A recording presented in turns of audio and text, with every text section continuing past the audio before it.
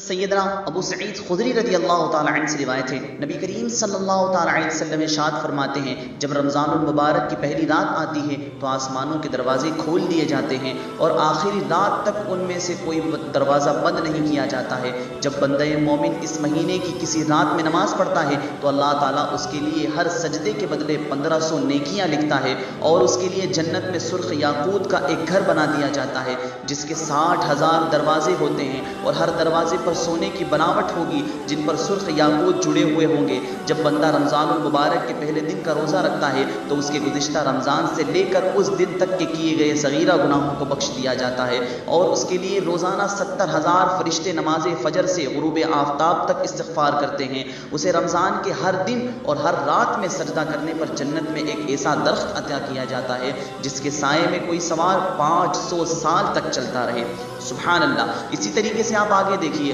حضرت سیدنا عبادہ بن صامت رضی اللہ تعالی عنہ سے روایت ہے کہ تاجدار مدینہ صلی اللہ تعالی علیہ وسلم نے رمضان کی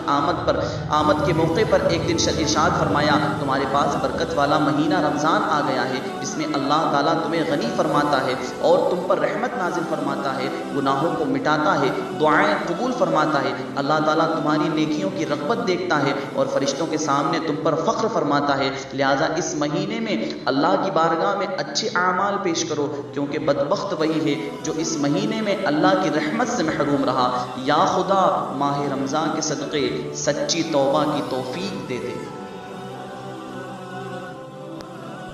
ویڈیو پسند آئے تو لائک کریں، کمنٹ کریں اور ثواب کی نیت سے شیئر بھی کریں